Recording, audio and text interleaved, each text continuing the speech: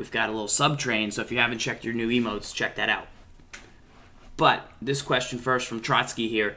Zone or man to stop the run? Gibbs, what do you think about that? I'm going to go with zone for Madden.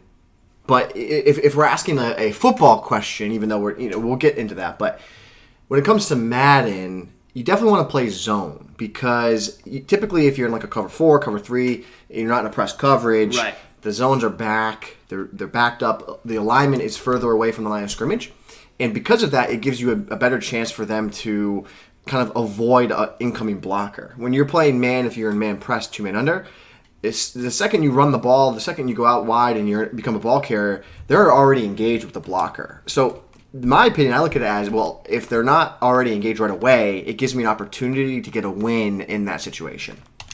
So I prefer zone. Just overall, in general, I prefer zone. And that's a really actually a good question, and I think you enlightened it pretty well. So we'll show you an example. Once again, zone or man to stop the run. So I'm going to come out in a strong pro formation here on This Week in Madden. You've got off tackle. So you're saying zone coverage, the defenders are backed off the line of scrimmage. Yes. In man coverage, they're generally more towards the line of scrimmage. So in real football, it's nice that they're up near the line of scrimmage. Correct. But what actually happens in Madden when you call man coverage is they get blocked because they're standing so close to the guy about to block them. Yeah, there's the man. Obviously, if you play a cover 0 style blitz, they're going to be back.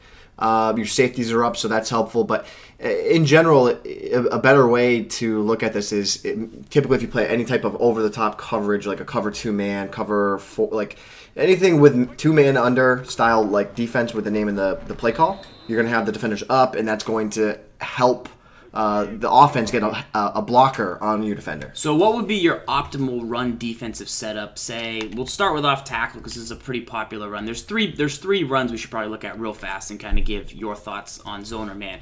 Off tackle, toss, and inside zone. So for off tackle, what do you think? Like to slide your guys out? The first thing I want to do is I take a look at the strong side of the formation, and the strong side is you want to take a look where the tight end is. So in this instance, you can see Gronkowski's on the right side of the field.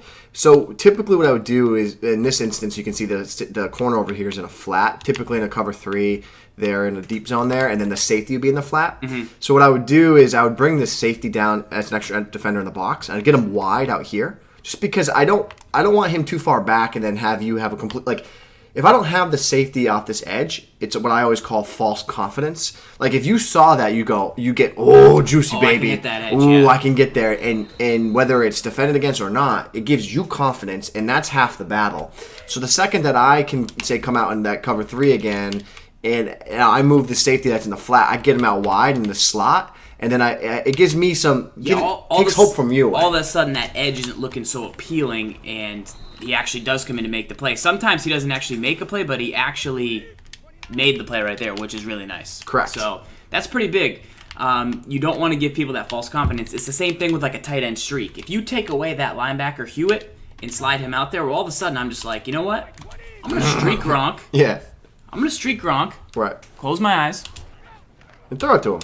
And you completed it. I completed it. I had my eyes closed. Right. Which I once played a game of all Madden with a bag on my head, and I still won. But you just don't want to give him the confidence. Even if that guy stands there, you might still complete it, but you don't want the person to think, I can probably complete this. Right. So back to the initial part about the strong side of the formation. So really what you want to do is find the strong side of the formation and make sure you have an extra defender in that area. So that's where you bring the safety down. And say if you're not going to bring the safety, something that you could simply do is if you shift your linebackers. Maybe that's an advanced tip, but if you do RB on your Xbox One controller and then push the D-pad to the right, now you're going to see that you're moving that linebacker off the right edge. And this is getting to that point where you now control the line of scrimmage. The offense doesn't have the advantage now with the extra blocker, and it's harder for you to get wide. I'm going to say you called it an advanced tip. I want the advanced guys in the chat are going to be like, correct, that's a noob tip.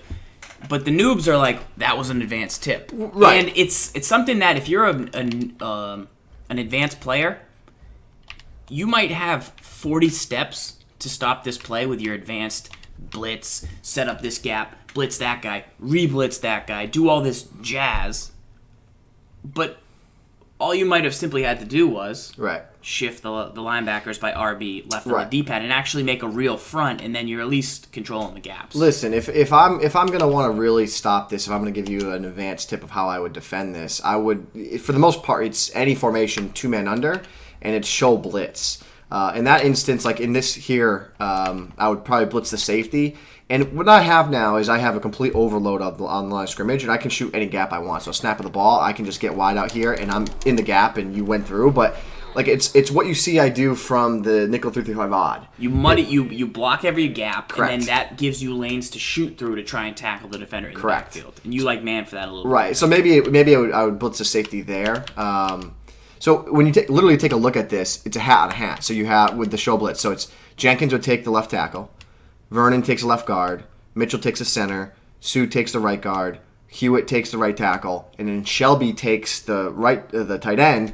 My safety takes the fullback, or if you run up in the middle of the field here, like see the gap right there? Right. Like I was on the safety, but that's the whole entire point of using show blitz and getting extra defenders up in the box. You want a hat and a hat, so it gives you a lane to shoot through and attack the ball carrier, and that's going to work whether it's if you audible to halfback dive from the set. Do you have that, or halfback blast? Like I do have a dive, yes. so check this, right? So snap of the ball, go ahead.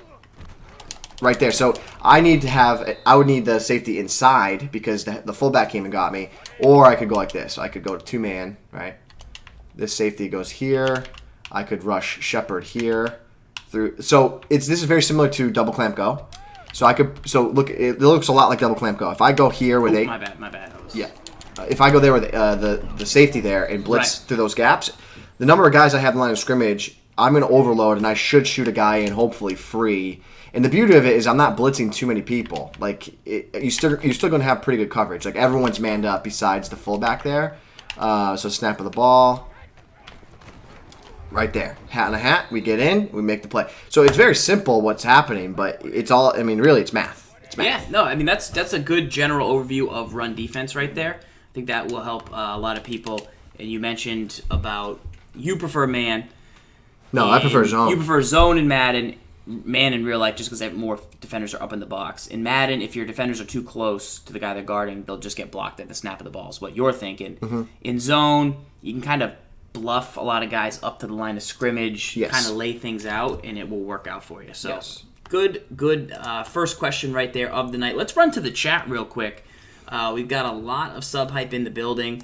Shugs is back. D Stu is back. We might have missed a couple others, but I just want to give a shout out to everyone for bringing it back in. Some big